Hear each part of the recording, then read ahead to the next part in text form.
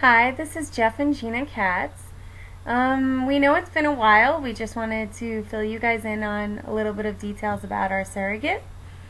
So we did find a surrogate, which is awesome. We went through a Woman's Gift in New Jersey. They're sort of like a matching agency.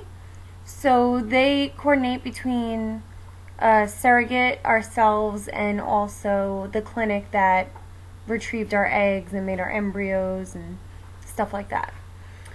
So remember, we do have 7 embryos, which is so awesome, but they are in the New York office of our clinic, so they need to be shipped, in like a frozen little container thingy, little tank, to the New Jersey office, because of course it's illegal in New York to implant anybody else with different people's embryos. So surrogacy is illegal here. Our clinic's in Jersey too. Right. So it's the same clinic, so it's pretty easy. So our surrogate is from Ohio. I'll disclose her first name so that you don't know anything else about her, though. Her name is Sierra. She is married. She has a 2-year-old son, and she's in her early 20s.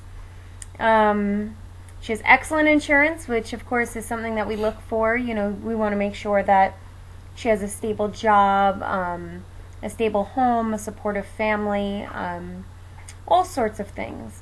A lot of you have been asking me about what sorts of questions do you ask a surrogate, and how do you choose one?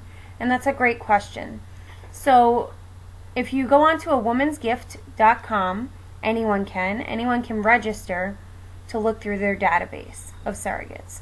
And when you look through their database of surrogates, there are some very frequently asked questions on an application that the surrogate has to answer.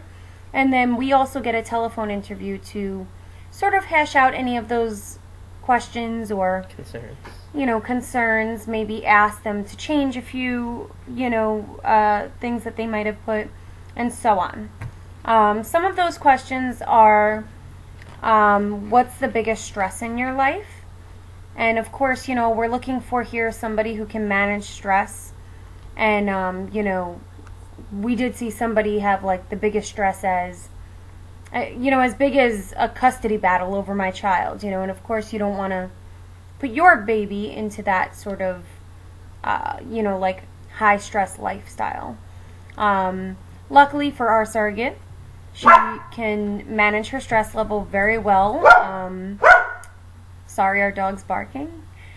She does have a 2-year-old son, but she's extremely, extremely organized in handling those things. Another thing they ask the surrogates is to create a food log of the past week and see what they've eaten. This is because, of course, we don't want to have somebody holding our child that eats McDonald's every day. Another great question that they ask them is, what sort of relationship do you want to have with the baby afterwards? And Sierra had an excellent answer. Her answer was, I can't answer that. It's not my child. I have my own life, so that would be up to the intended parents, us. And we love that answer. We are looking for sort of like a holiday card relationship, where we might send you a card once a year with a picture of our child in it, but we certainly are not looking for, like monthly meetings or anything like that. They ask, are you up for multiples as a surrogate? Would you be willing to hold multiples, meaning twins, triplets, so on? Because, of course, we're implanting 2 embryos, so if you put 2 embryos in, you could have anything from 0 kids to 4 kids. Right? Because embryos could split. So, we do need to make sure that people... Yeah, look at Jeff's face. You do need to make sure that people are open to that.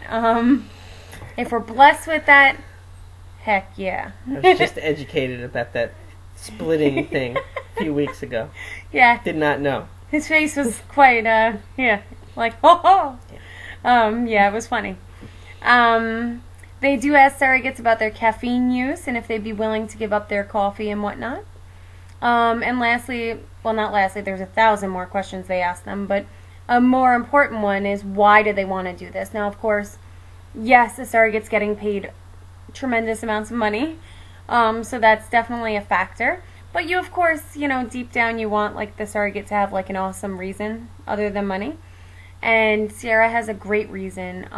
Unfortunately, Sierra's sister cannot conceive herself. And Sierra sees, the grief that she goes through and would like to help others. Awesome. Really makes you trust her. So we are in these sort of like these weeks or a month or so where we have to wait before the transfer is done for Sierra to get a psych evaluation, which all surrogates have to undergo. They have to make sure that, a surrogate will be okay with giving up this child that they just birthed. Blood work has to be done. They have to check her uterine lining to make sure it's healthy. And of course the legal contract to say like, hey, you won't run away with our baby. So it's a pretty important one. And of course all the financial ramifications. And of course, a lot of you have been asking me questions about the finances. We are extremely open to speaking about that. We're just going to ask you to please email us at ginamcats@gmail.com. So, we're not just voicing it out here, but please, if you have any questions about finances, feel free to email us. We're very forthcoming. Well, we could say, without giving any financial terms, we could tell you that the way this agency works is that almost all of the money that we're going to wind up paying, we pay up front, but it all gets held in an escrow account. So it protects the surrogate and it protects us. So if, God forbid, anything happens in the beginning of the stages, the money's not lost for us. So, but other than that, any specifics you can, like Gina said, you could contact us. Of course. I can tell you we're writing out some pretty big checks. There's no such thing as like loans or anything for these sorts of things. By the time the baby's out, you're paying all that money. So you have to make sure that you have all your finances in order. I mean, I would definitely have to say my husband's the best because he really keeps us in check with that. It's difficult. I'm a school teacher, and Jeff is a shipping coordinator in actually a temporary job at this point. And we've made sure all of this time that, if tomorrow his job says you're no longer needed, we'll be okay, and vice versa. Going into this, you really need to make sure you have enough finances built up in your savings to handle it. And so far we're doing okay, and, we've put money aside. But that's definitely one of the stresses that we have. Emotionally, I think him and I are both doing really well. We're extremely positive people. Nothing can hold us down. You could try it, but it won't hold us down. So, my father repeats over and over, there are strength in numbers, and there really, really is. Both of our families are extremely supportive. We did lose Jeff's father just in May, and I feel his presence day in and day out. Just praying for us and hoping that, this will go through steady. So we are extremely positive people. We have the family backing. We have friends backing us up.